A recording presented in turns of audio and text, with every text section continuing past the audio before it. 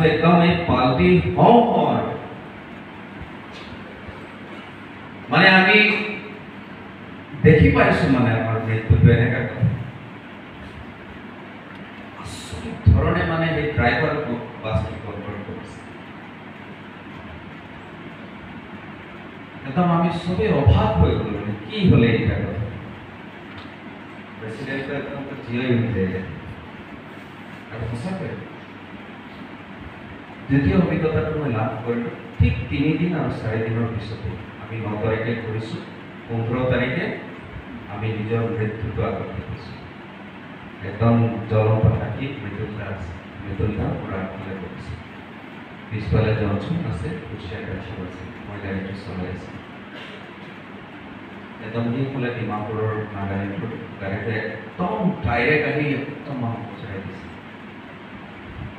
আচৰিত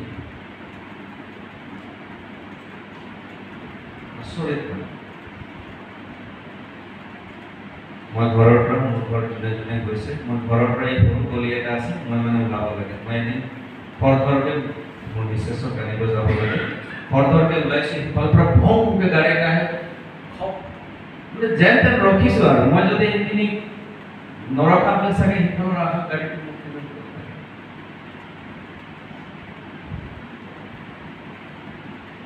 আৰু সেই কথাটো এই জুবলিত যিটো মূল বিষয় লোৱা আছিলে প্ৰিয়সকল সেই কথাটো ঈশ্বৰে মোক জানো বা আমাক যিমান আমি আছোঁ আপোনালোকক মধ্য অসম বাপ্তিষ্ট সভা 1 নং গামানি বাপ্তিষ্ট মণ্ডলীত কৈছে বলৱান আৰু ভাগ্য মই তোমালোকৰ আমেন ঈশ্বৰে সেই কথাটোকেই ক'বলৈ খুজিছে যে জীৱন্ত ঈশ্বৰ তোমালোকৰ লগত আছে এই পৰাক্ৰমী ঈশ্বৰ তোমালোকৰ লগত আছে যিজন সেই সাগৰক ভাগ কৰিলে যিজন এই পৃথিৱীক সৃষ্টি কৰিলে সেইজন জিহ্বা তোমালোকৰ লগত আছে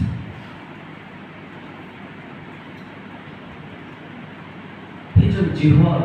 তোমালোকৰ লগত আছে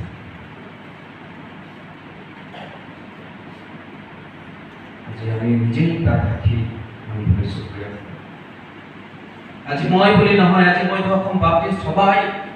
কিমান মণ্ডলীবিলাক আছিল আজি আসাম বাপ্তিষ্ট কনভেনচনে তাৰ সাক্ষী হৈছে এই ওচৰ চুবুৰীয়া সাক্ষী হৈছে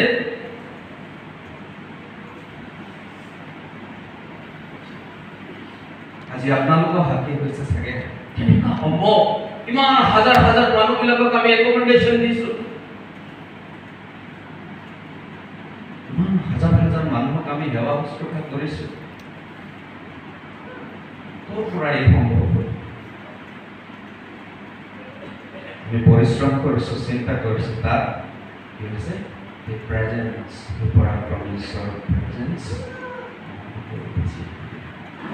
আজি সেই কথাটোহে মই এই জুবলিত অভিজ্ঞতা লাভ কৰিলোঁ আৰু মই দিন হৈছোঁ এই মুছলিম ঈশ্বৰ জিহ্বা এই দাউদৰ ঈশ্বৰ জিহ্বা এই যহোশুৱাৰ ঈশ্বৰ জিহ্বা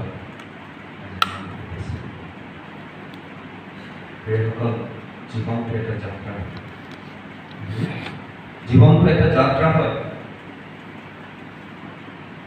জাৰ্নি অফ লাইফ আৰু যেতিয়া জীৱনটো এটা যাত্ৰা বুলি কওঁ এই যাত্ৰাত বহুত ধৰণৰ দুখ বিপদ সমস্যা নিৰাশতা কোনেই নিচিনা আমাৰ এই জীৱন যাত্ৰা আৰু কোনোবা যদি ক'ব যে মোৰ জীৱনত এই সমস্যাবিলাক নাহিব এই ধুমুহা নাহিব তেতিয়াহ'লে আমি নিজকে ভুলাইছে এই জীৱন যাত্ৰাত ধুমুহা অহাটো চিৰন্তন খ্ৰীষ্টান জীৱনত পাৰিবাৰিক জীৱনত সমাজ জীৱনত মোৰ এক্সিকিউটিভ ছেক্ৰেটাৰী পৰিচৰ্যা এই চেলেঞ্জেছ অহাটো এই ধুমুহা অহাটো স্বাভাৱিক আৰু ইয়াৰ পৰা আমি কোনো আমি যদি ইছৰাইলৰ জীৱনটোক যদি চাওঁ প্ৰিয়সকল ঈশ্বৰ জিহ্বাই যেতিয়া মিশ্ৰ দেশৰ পৰা তেওঁলোকক ওলাই আনিছে এই কানান দেশত যেতিয়া তেওঁলোকক যেতিয়া চলাই আনিছিলে